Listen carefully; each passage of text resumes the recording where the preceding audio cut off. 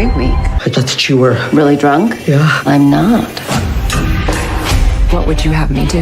Ruin a young man's life? You must want something. Every guy's worst nightmare getting accused like that. Can you guess what every woman's worst nightmare is? Promising young woman. Rated R.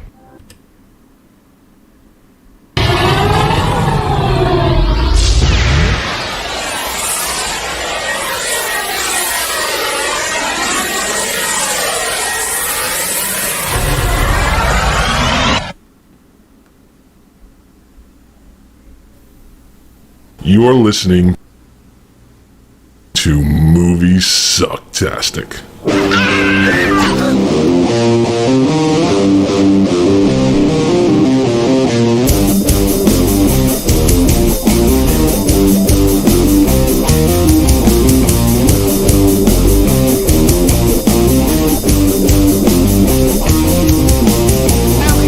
With these motherfucking snakes on this motherfucking plane.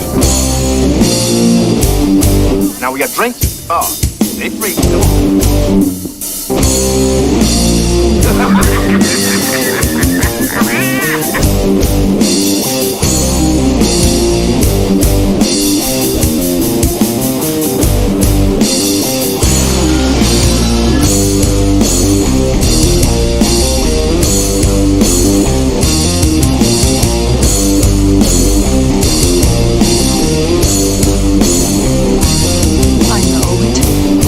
It all sounds like some bad movie.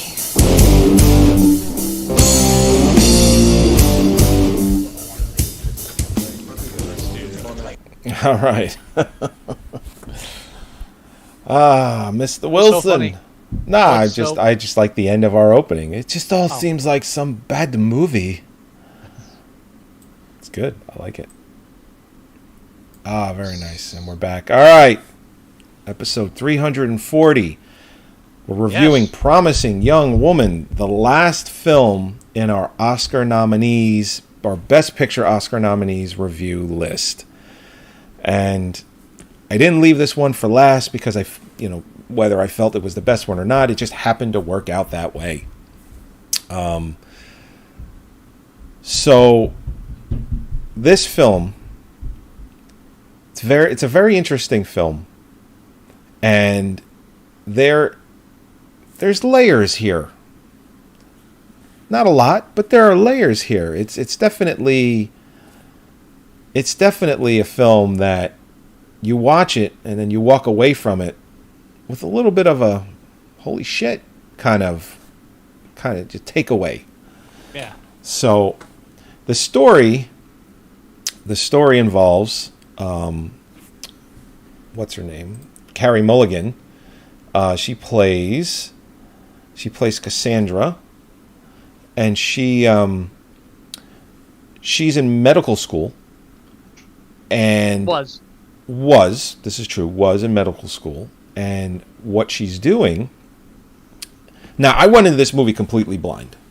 Mm-hmm. Knew nothing about this film other than the fact of, for all I knew going into this movie, she's a serial killer. Like, I had no idea, what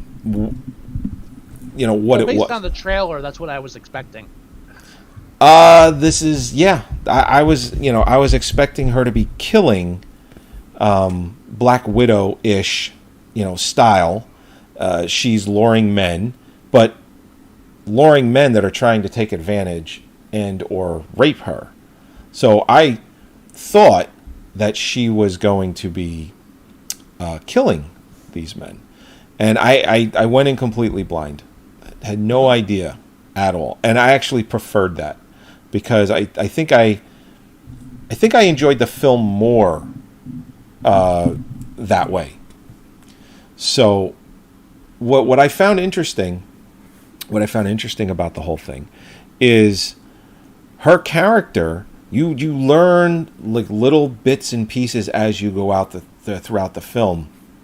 Of the film opens up with her. There it is, the shot right there. She's at some bar, nightclub, and she is wasted, and or pretending to be. And of course, there's these three guys talking about how hot she is, but also how wasted she is. And they're almost kind of daring each other at one point of who's going to take her home. And the one guy, he comes out, he goes, "What's wrong with you guys?" And he goes over to her, and he's just basically like, I'll take you home. I'm going that way anyway. You start to see when they're in the cab, instead of just having that cab go right to her apartment, being a gentleman, taking her home, he's like, "You know what?" Tells the cab driver, "My apartment's actually closer. Let's go there."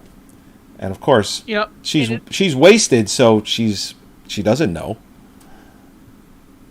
I mean, on one hand, you could say it was like a clever way of the film saying don't trust what you see, but Right. in reality, I mean, this is something. This kind of hammers home the point of, like, let's say, by all means, if she had made a choice at this point, she might have been making the right choice. I mean, this guy seemed like he was going to help her. Right. Oh, yeah. And how many of these guys are like that out there? Oh, there's enough. There's enough. Even helpless, even the ones that you don't think are going to take advantage of you are suspect. Absolutely. Absolutely. And men suck. for the most part. Fucking men. For the most part, yeah. Yeah. Now, did you watch this with the wife? I did.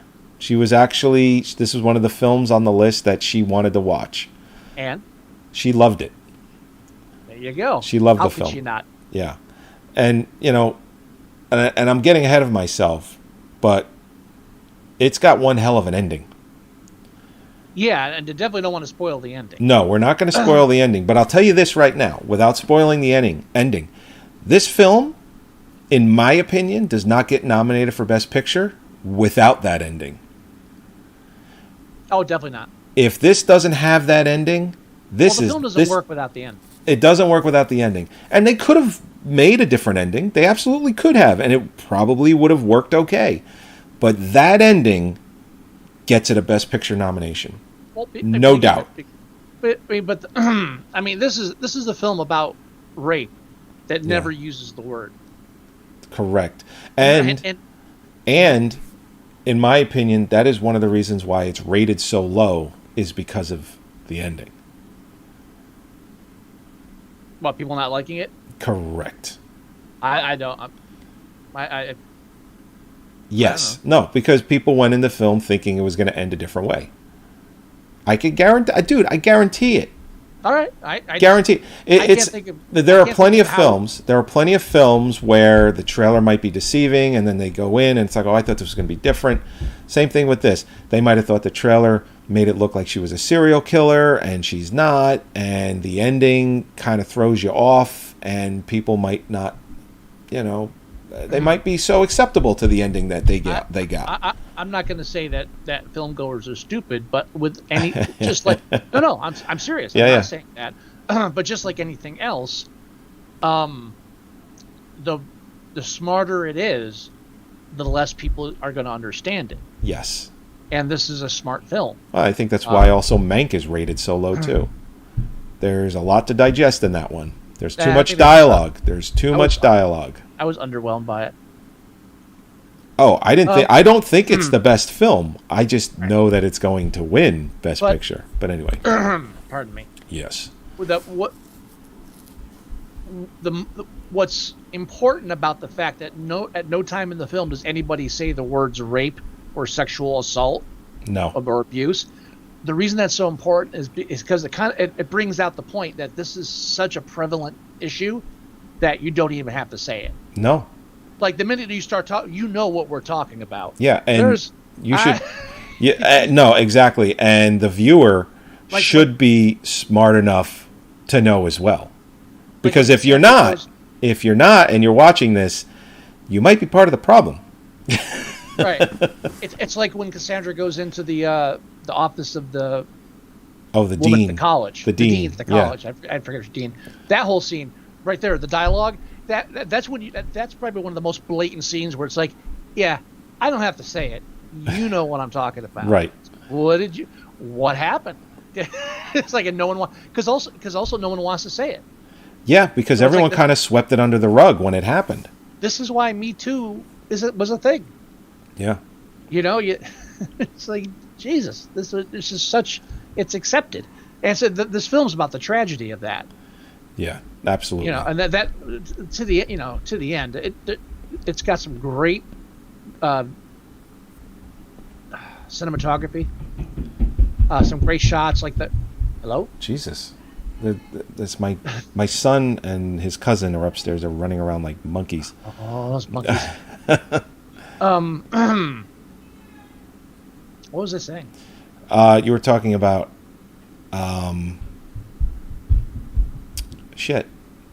rape. That it doesn't need to be said. Oh, was I still talking about that? I don't know. that was really fucking distracting. Oh no! You can thank my children for that. There's some great scenes in the film, like the scene. They're still doing it. Like the car Why is no one yelling at them? I don't know, because you're talking to me. But like the car sequence, right? When the guy pulls up next to her, little things like that. Just the camera work really helps you consider how she's teetering. Right. But it's a snappy script. Men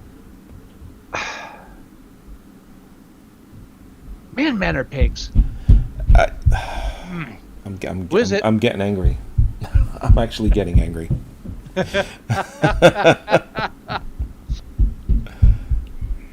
It's like someone is purposely slamming my floor with something and nobody cares.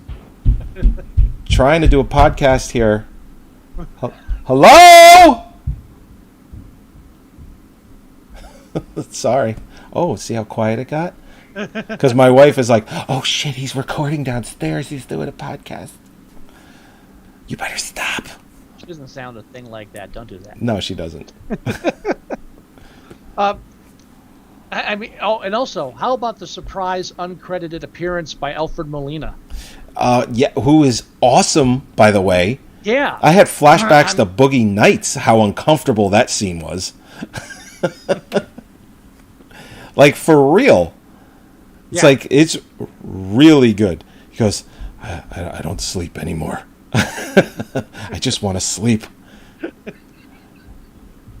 Because, she goes there to confront him. See his movie after that. Yeah, right? Like, she goes there to confront him, and she leaves, and he's like, I can't sleep. And she's like, you can sleep now. It's just like, the scene is better than I'm describing, but he is fucking awesome in that scene. Always is. Everything. That's why. I was watching Raiders of the Lost Ark a couple of weeks ago, and he has a very small part in the beginning of that movie. He plays the guide that's with Harrison Ford, Indiana Jones, and it's. But he has one of the most quotable lines from the film. Oh, it's yeah, it's. Give me the idol, and I'll throw you the whip. That's right. Give me the idol, I'll throw you the whip. That's right. Yep. But he is so young. Oh, yeah. I mean, like, he is so young in that, and it's just, you almost can't even believe that it's Alfred Molina. Yeah, he looks like Charlie Brown. Yeah, it's weird. So, but the film, it's not really, it doesn't have like an all-star cast or anything. It has recognizable faces. Yeah. Specifically, Clancy Brown. I'm like, oh, it's Clancy Brown. Yeah, there can only be one. Waiting for him to cut someone's head off. We'll spend half the movie just like, oh yeah, where do I know him from? Right. Or I'm thinking, Mr. Krabs from SpongeBob SquarePants, because I have kids. And he does the voice of Mr. Krabs in the SpongeBob SquarePants cartoons. And it just, if you watch that, it's like, and you really listen, it's like, oh yeah, it's Highlander. But it's a few decibels higher. It's ridiculous. It was interesting seeing him as the father too. Yeah, I mean, he's old enough to be playing those roles now. Yeah, but it doesn't have an all-star cast, but it has a lot of familiar faces and all talented faces too. Exactly, like for really, it really does, and so the thing of it is, because we're not spoiling this one, this is a film that you should seek out and watch. It's a really good film. It has a really good sense of what it's trying to do, and it does it successfully. And it's directed by Emerald Fennell, or Fennell, and she is most notably she's actually an actress as well. She's been in a bunch of stuff. She's been in like the TV shows like The Crown, which is one of the biggest shows around.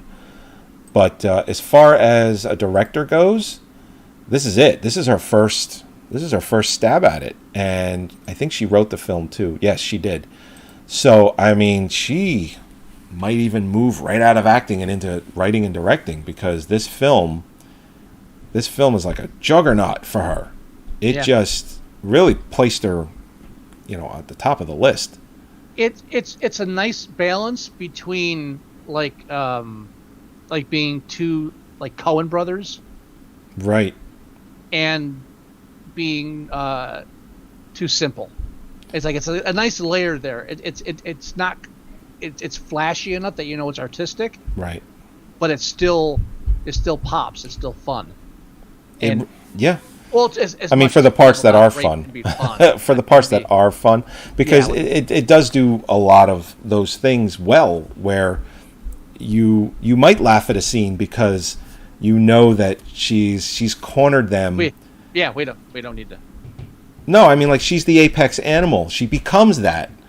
She's really.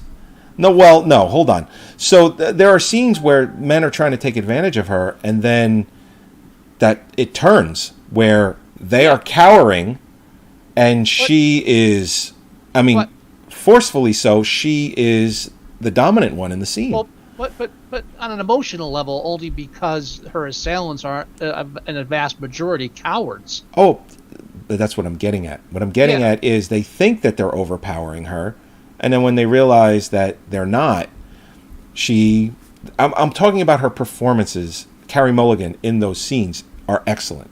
Okay. That's what I'm talking about. I'm not talking about anything else. Okay. I thought you were going deeper, because I was ready to... No, I'm really not going any deeper, other than the fact that Carey Mulligan is... Lay out your thesis, Joey, because I'm going to tear it apart. No, I'm not. We're not doing that. No, but as far as a film goes, it's an excellent film. You should definitely seek this one out and watch it. And by any means necessary. I believe it is on Netflix, and that's probably the easiest way to see it. Now, what's it up for? It is up for... Oh, I clicked on the link. I got to go back. Here we go. It's up for 5 Oscars. All right, so we're looking at Best Picture. All right. Obviously, now you do that first. Oh, no. You know why I did it first? Because it's at the top. We'll do it last. Best Achievement in Film Editing. Film editing? Film editing. Yeah, we talked about this last episode, didn't we? We did. And as far as film editing goes, I'll pull it up. Where are you? There it is. Oh, there they go. They're banging again. I as long as it's not Nomadland. Well, The Father. This is for film editing. The Father, Nomadland, Promising Young Woman, Sound of Metal, and The Trial of the Chicago 7. Last episode, I said I felt that Chicago 7 is probably the favorite because it's a courtroom drama. It's paced extremely well, and you can only get things like that when you're edited properly. So that's why I'm leaning toward Chicago 7. But The Father and Promising Young Woman are my other choices. I mentioned that last episode, too. Yeah, it's really a three-way tie between the films that aren't Nomadland or Sound of Metal. Exactly. Those two films, I look at the editing and I just think choppy. Mm-hmm. I don't think really anything else as far as editing goes for that. All right. Original screenplay, written by Emerald Fennell. All right. So this is your department. In my department, this is where I like to weigh in on. I have seen all 5 best original screenplay. You've seen them all, okay. Judas and the Black Messiah, Minari, Promising Young Woman, Sound of Metal, Trial of the Chicago 7. So what do you feel? The problem is, Because I'll tell you what I think. I think your original screenplay goes to Judas and the Black Messiah, or possibly this film, to be completely honest, just because of the subject matter. Although, I mean, I think it's hard this year. I hard think this year. Trial of Chicago 7 and Judas and the Black Messiah are better screenplays, but Promising Young Woman might get it. well, Not undeservedly though. Minari and Sound of Metal. I think Sound of Metal is the long shot in everything. I just didn't care for it, so Right. bear with me. But outside of that, I think Minari's a long shot for best screenplay. I agree. But you do have to consider that screenplay isn't necessarily dialogue. We tend to think about that a lot, as far as Right. and there's a lot of that to it. Trial of the Chicago 7. They compress time so well in that film that I feel like that's a contender alone, just based on that. Yeah. Let alone the dialogue, which was excellent. Yeah, I don't think I'm going to do well this year when I fill out my ballot. I really don't. I'm having a hard time gauging a lot of these this year. This is one of the better years we've had. There's really are no bad films on this list. No. And since this is the last film, we'll take some extra time to look at all of them, and I think we'll rate them. I think from best to worst, according to ourselves. Right. But long story short, with best original screenplay, I don't see this winning best screenplay. I see it going to something like Judas or Chicago Trial or 7. Minari. Yeah. I can see it winning because of the subject matter, and a lot of times that might just be enough. But I think Judas and the Black Messiah, Shaded. if you had to Shaded. look at the entire list of films, is, in my opinion, probably the favorite. Yeah, it's just 5. What? What? What's the next category? The next I don't know what you just said. The next category is Best Director. Oh, I possibly. You think Best Director? You think it splits this year? I don't know. I'm not. I'm ignoring the whole split thing. I am. I really don't. It's a real thing now. Now that there's 10 nominees, I'm splitting saying I happens don't- more often now.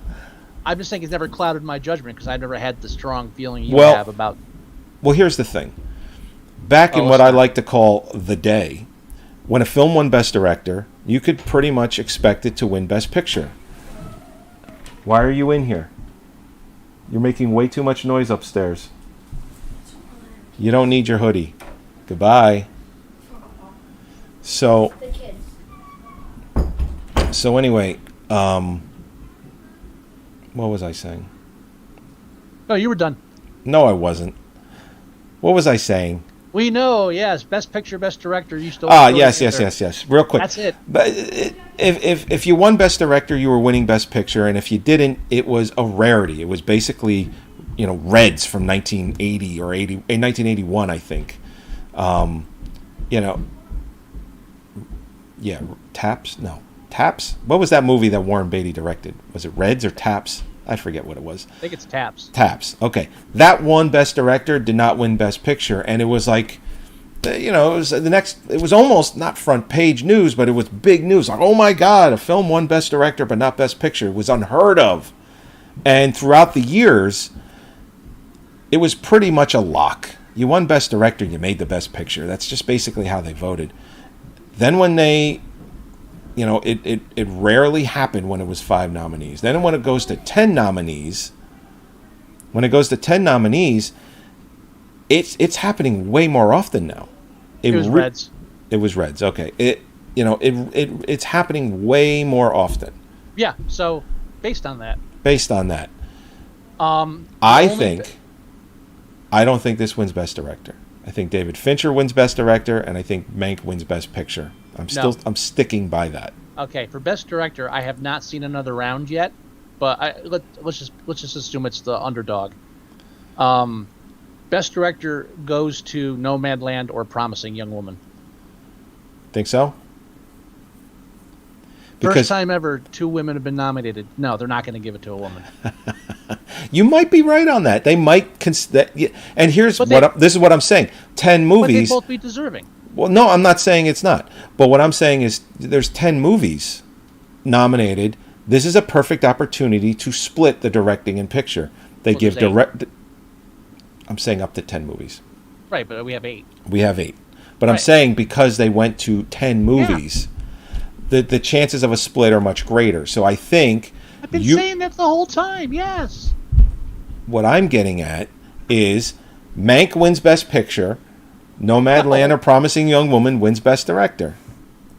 Would I be surprised if Fincher gets Director and Picture? No. I don't. So. Mank is not winning Best Picture.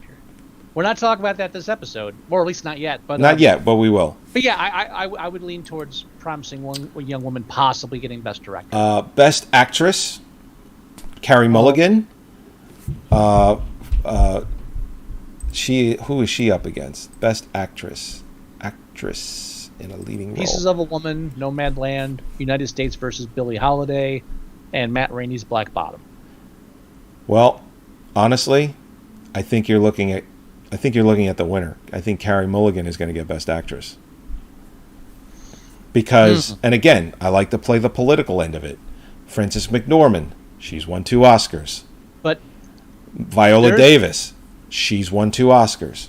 There is a reason why Pieces of a Woman is only up for Best Actress and nothing else. Oh, because of the that first half hour. Well, no. Or not the first half hour, but the half hour that woman, the torture and the pain that woman goes through. But that and all the pain, mental and emotional pain and torture that she goes through at the end, the whole film is basically just watching her struggle for the whole length. So you're thinking you think it might be that one then? I mean, I wouldn't be surprised. I haven't seen it. Have you seen it? Yeah. Oh. Yeah, and having seen it, there's a reason why that's the only thing up for Best Actor for an Oscar. Okay, I got you. And I've seen all the Best Actress films, and they're all good. But you want to show me someone who went above and beyond, and succeeded? Yeah, it's a Piece of a Woman. Vanessa Kirby. Okay, all right. Because if it ain't her, it's going to be Carey Mulligan from Promising Young Woman. Yeah, do not watch the movie unless you are prepared to see a miscarriage. Shia LaBeouf's dick. Oh, yay! Twice. So what the fuck is going on here? Can I watch the first one instead? First one, what? The first thing I said. Oh. That's not the first time you've seen his dick, though. What else did you see his dick in? You see it briefly in Nymphomaniac. I haven't seen that yet. It's brief. You actually see him like kind of stroking it a little. Yeah. I have pushed the conversation off. Shia LaBeouf. What's next? Next is the final nomination, and that's Best Picture. Best Picture, yeah. I think this is so worthy of being nominated, and if it did win, I would be glad. I'd be fine with it. I just don't think it's going to be Best Picture. So its nominees are, we've reviewed all of these now, so it's The Father, Judas and the Black Messiah, Mank, Minari, Nomadland, Promising Young Woman, which is what we're reviewing, Sound of Metal, and The Trial of the Chicago 7. Now, do I think this wins Best Picture? No. Do I think it should? I think it should be a front runner for sure. Because as far as how much I enjoyed the film, it's up there. Mm-hmm. I think it's that good. So, do we want to talk about the nominees very quickly before we end the show? Or actually, should we rate this film first, and then we can end the show on that? Yeah, on all 8. So the film is currently at a 7.5 on IMDb, and what I mentioned earlier in the episode is the reason why I think it's that low is because of the ending. I think people they probably would have rated this thing higher Here's a perfect example. I'll go to Rotten Tomatoes, and I can guarantee you that the critics' review for Rotten Tomatoes is at least 10 or 15% higher than the audience score. And again, I haven't done this yet. This is just my gut. I'm guessing. And let's take a look. Promising Young Woman. Here we go. It's currently 90% tomato meter. The audience score is actually just almost as high. It's at 88%. So it's a lot higher than I was expecting. IMDb, it's a 7.5. That is way too low. Agreed. This is not a 7.5. And I still feel that the ending is what a lot of people say, I thought it would be different. Oh, that trailer misled me. Stop it. So what are you thinking for a score on this one? 8. I think an 8. Again, just like the last film we reviewed, The Father, if you wanted to talk me into a 9, I wouldn't fight with you. But I think an 8, I think 8 is solid. I'm getting a little protective of 9 and 10. I don't know. Yeah, we kind of reserve 9s and 10s for films like Nighthawk, you know. No, not Nighthawk. Nightcrawler. What am I saying? The one with Jake Gyllenhaal. Yeah. That is an absolute masterpiece. And we bring it up a lot. Nocturnal Animals. Another fucking masterpiece. Not even... You read that book yet? I have it. Well, because you sent it to me when we were moving into the house. Yeah. So it's in a box somewhere? Well, when you read it, let me know, and I'll read my copy. Okay. It'd be like a little book club. Oh, sweet. We should do that. We already reviewed that film, but we should do that and kind of revisit it for a few minutes, you know? Yeah. You know, we maybe we could do it in a what we've been watching, like a shoot the shit episode. Mm-hmm. But it's in a box somewhere because Scott was so gracious to send me the book. But what? It Not like was my first child or so. Paperback. Would you stop? The fact that you even had it was awesome. So he sent it to me, but we were selling our house and we were buying this one. We were moving into this house, and it's in a box somewhere. It'll turn up in a year or two. Don't worry about it. No. It'll turn up soon because we just finished redoing the kitchen and the garage. It's in the garage somewhere, and the garage is getting cleaned out like in the next 2 to 3 weeks because we're gonna have a town-wide yard sale next month, I think. Oh, I miss those. You don't get those anymore? Yeah, we've been so much other stuff going on. Yard sailing kind of fell to the back. Oh, no, we're gonna do it. So I'm gonna clean out my garage, and I have a 2-car garage, so it's gonna be a nice spread.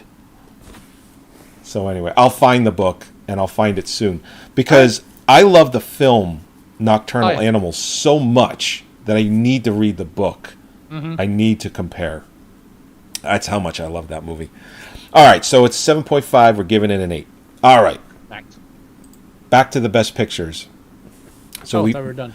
No, what we're going to do very briefly is we're going to just rate these real quickly, like, for instance, I could say, what film did you enjoy the most? Not what you think is going to win Best Picture. What did you enjoy the most out of all 8? Promising Young Woman. You enjoyed that one the most? Mm-hmm. I would say I enjoyed Chicago 7 the most. Like, as a pure film, the film that entertained me the most satisfaction I got out of all of these was Chicago 7. That's second for me, just under Promising Young And your least favorite of all 8? Gee, yes. Nomadland. No, Sound of Metal. Oh, actually, it's a tie between the two of them. I thought you kind of ended up liking Sound of Metal a little bit more than Nomadland. Because when you break it down, you might be right. Sound of Metal is more of a film. Nomadland does have that documentary style filmmaking, and I just didn't care for it. Yeah, Nomadland has that whole thing that didn't bother me till 2 or 3 days later, and it hit me. Wait a minute. Yeah, I'm the same way. I think I enjoyed Nomadland the least. Yeah, thank you for reminding me. So I enjoyed Chicago 7 the most, Nomadland the least. Promising Young Woman is right under Chicago 7. Two stellar films. And what do you think will win Best Picture? If you had money on it. If I had money on it? If you had money on it, what do you truly... We know how not what good you I like am the at most, picking I know, but let's say you had money on it. What are you thinking is going to take away the statue?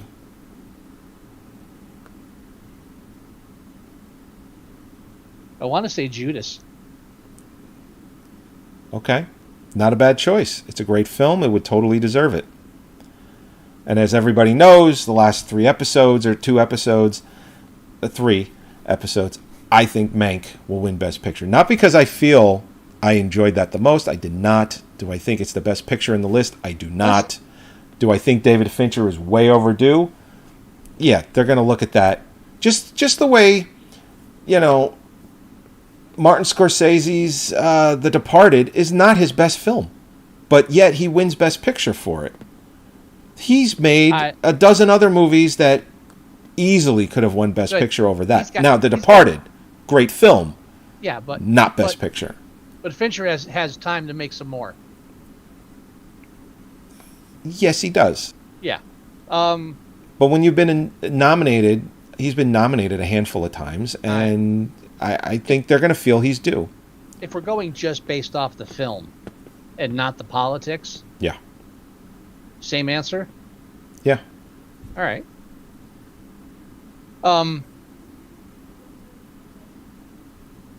Not one of these pictures. If any of these pictures could win, and I'd understand, even the ones I don't like, I'll understand why they were picked. It's really that good of a year. It really is. It really is. As much as I don't care for Nomadland or Sound of Metal, if they won, it'd be like, all right, I see what they were going for. This is what they want to, highlight. Sure. I get it. Everything in the Best Picture section this year is actually worthy of it. There's no film here. There's no film here. There's no Marriage Story here. Oh. We reviewed Marriage Story last year, and we watched it together, actually. We did it through Overplex, Plex Together. I think it's called something different now. But we watched it together, and it was just one of those, meh. Did not care for that film at all. At all. And there isn't a Marriage Story on the list here. As much as I didn't enjoy Nomadland the most, I know it's not a bad film. I know it's not a bad film at all. Well, speaking of films that don't belong in the Oscars, it's funny that Carey Mulligan is it a Best Picture film? Fuck. That's my phone. But Carey Mulligan, she's in a Best Picture film right now that we think deserves to be a Best Picture film. Right. Yes. She was in one that we covered that I vehemently hated. Oh, what other film she's been in a few. What was the other film that she was in? In Education. Oh, was she the love interest in that? Yeah. Yeah. I very vividly remember that review. Basically, I think you said, I think the line that I remember the most for you, the one that I can quote for you, is, we basically wait 2 hours for the other shoe to drop. Yeah, sounds like something I would say. It is. That's your exact words. Yeah. So, I mean, that's an example of a film that comes up where, I don't see why this is nominated as garbage. And we don't have any of those this year. No. Nothing to hate. This is a good year. For a pandemic, this is a good year. Yeah. And I think for the exception of, I want to say, Judas and the Black Messiah, everything has been released in 2020. The Oscars, the Academy, they allowed films to be nominated through February of 2021, and Judas and the Black Messiah was released February of 2021. So it's on the list. It missed. Normally the cutoff is December 31st, and because of the pandemic, because of COVID, they pushed it to February. It's the only film that isn't a 2020 film as far as Best Pictures go, which I find interesting. You know, I find it interesting. I mean, it could have been released in 2020, like late 2020, but Warner Brothers decided to try and push it a little further, maybe to get some more subscribers for HBO Max, because it also went theatrical, very limited as well. So, and I think there were some rules that were kind of bended a little bit. You know, the whole 2 weeks in a major city, New York and LA, that whole thing. So, I don't. Doesn't matter anymore. It really kind of doesn't. Oscars, it does not matter anymore. No, you can't deny films if they're that good. You really can't. The Oscars is nothing more at this point than the last gasp of a dying industry. I don't know about dying. I don't know about that.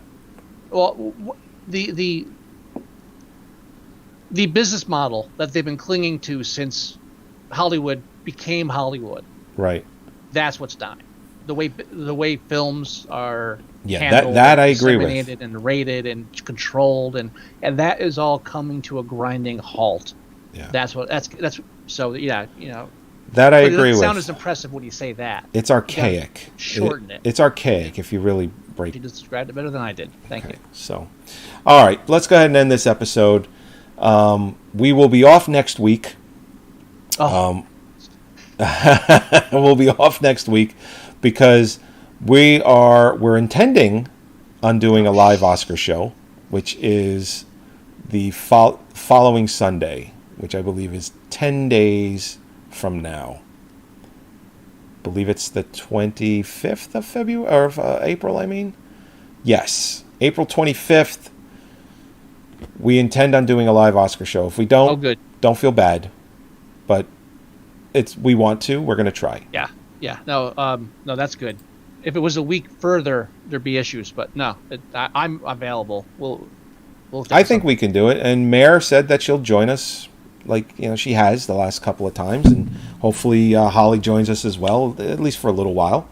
It'll be interesting. This is our first Oscar show where we didn't do an Oscar show last year, did we? No. So you actually get to watch it an hour earlier than me. So when it ends at midnight for me, it'll end at a normal time for you, like 11 o'clock. It's like all the West Coast people. It's the only time the West Coast really wins is Oscar night, because it's on at 5:30 for them and it ends at 8:30. It's on at 8:30 for us and ends at like midnight, 12:30 in the morning, something like that. It's ridiculous for them. It's ending at I have I don't read the news on it, so I have no idea what they're doing, how they're handling it this year, how they're doing it, if it's going to be all Zoom or what have you. I don't know. I actually don't know either. The Golden Globes, I'm going in cold. Yeah, no, I'm not going to look it up. The Golden Globes, and it's not a way to compare it, but the Golden Globes, they had an actual stage, people presented, but all of the nominees were virtual. And they had people in the at tables, but everyone was wearing a mask, obviously. I don't know if this is going to be different. If there's not a live audience, it's going to be different. Correct. Yeah, I don't know if they're going to have... That's the make or break of the whole setup. I mean, if there's not a live audience... But I can guarantee you that every song is still performed. Because... Sure, but still, we need to have that. If there's not a live audience, it's gonna hamper the structure. They have to change the structure somehow. You think it still goes 4 hours? That's what I'm saying. I'm hoping not. I'm hoping that this actually makes it shorter because they don't have enough time to bring out Cirque du Soleil. All right, everybody. I almost lost my mind that night. I almost tipped into the abyss. Did we do that show live? No, that was before. I think we were doing the shows. It was before we were doing them? I believe so, yeah. Years well, ago. I'll have to look it up. Maybe I'll look it up and have it for when we do our live show. So I remember it was like 10:30, 11 o'clock. We're like an hour behind. And then it's like, and now Cirque du Soleil. It's like, you... All right, go to our website at moviesucktastic.com.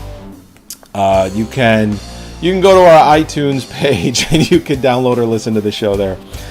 You can listen or download the show at our website. You can also get the app for your Android device, tablet or phone, whatever Android device you're using, at moviesucktastic.com/mst.apk, or you can download your favorite podcast player, and you can just do a search for Moviesucktastic and subscribe that way, and you can get all our episodes right on your mobile device. Really, really good. If you want to leave us email, the address is themovieguys@moviesucktastic.com. If you want to leave us voicemail, it's 908-514-4470. And you can go to our Facebook page at facebook.com/moviesucktastic. And just do a general search for Moviesucktastic in your favorite browser. We're everywhere. Just have at it. Do you have any words of wisdom, Mr. Wilson? Got it. You okay? Are you catatonic? I can't hear anything at this point. You can't hear me? I couldn't hear anything, so I was just like waiting. I asked if you had any words of wisdom. I didn't hear you. At the end, when the music comes on, it messes with the feed, and I ended up not being able to hear you. Oh, I'm sorry. Sorry about that. That's okay. But do you have any words of wisdom? See, right now you're breaking up on me. Do you have any words of wisdom? No Cirque du Soleil. All right, everybody. We will talk to you next time when we are doing the live Oscar show, or not, but we plan on doing it. Otherwise, tune into the show when we review Race with the Devil, because we're going to be picking up our movie challenges again. Oh, yeah. All right, everybody. We'll talk to you next time. Bye-bye.